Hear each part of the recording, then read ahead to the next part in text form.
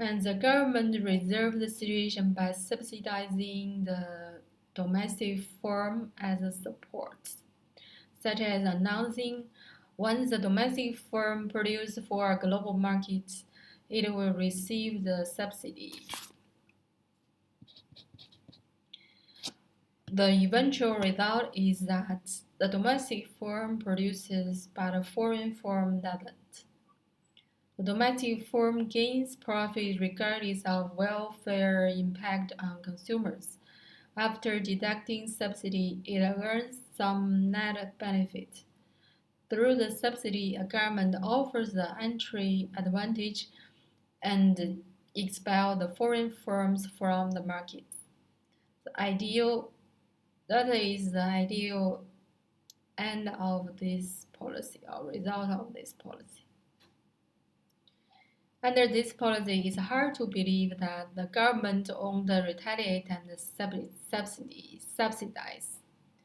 The benefit will change when the two firms find out they are relying on the government subsidy regardless of the other's action. Producing the earns, they end up with producing simultaneous and both gain. However, regardless of the impact of consumers' benefit, after deducting the government subsidy, both will lose. This tit-for-tat strategic trade policy end up with being internalized, and there is a beneficiary. A third country, their firm and citizens benefit greatly from such a war. That is why the WTO has explicitly banned the excessive use of export subsidies. Even if other government doesn't retaliate, there are many problems of this policy. The information incompleteness and asymmetry make all trade parties hard to make a sound policy decision. Since the governments generally lack full source of impartial information for its decision, even if the information is achievable, its authenticity is in doubt. And the wrong information will lead to a misleading policy and even the catastrophic results. The problem of the incomplete information can be seen from the two aspects. On one hand, even if you study the industry in isolation, it's difficult to get all the information necessary to make the decision accurately. If something goes wrong in the government's decision, the policy that ends up with being implemented is unlikely to have the beneficial effect, and is less likely to be the painfully costly mischoice. And on the other hand, the incomplete information is often overlooked. However, it doesn't mean the issue isn't important. The problem of information becomes more complex and more serious because it's impossible to isolate an industry.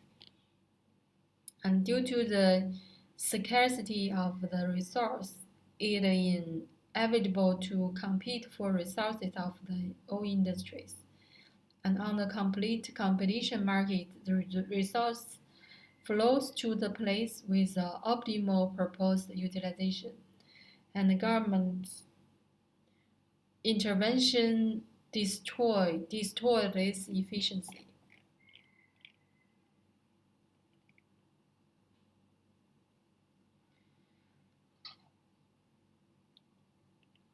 And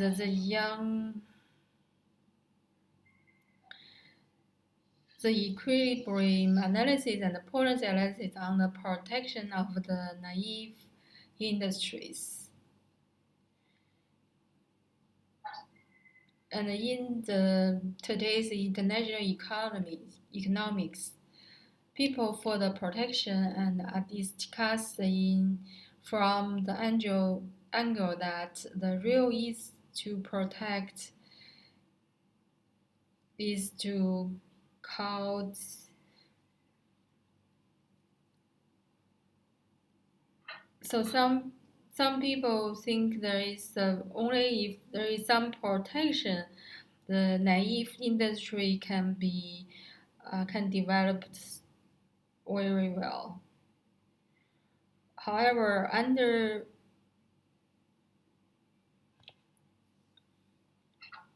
it will be destroyed under the pressure, competition pressure of the strong imports.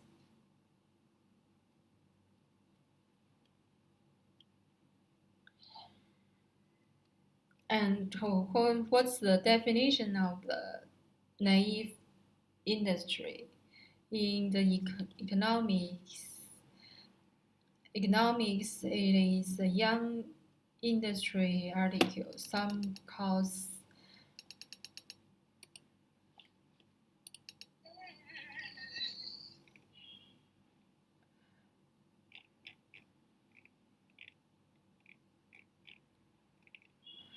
the definition is some industry caused by lack of technical experience and low labor productivity and production costs higher than the world market level.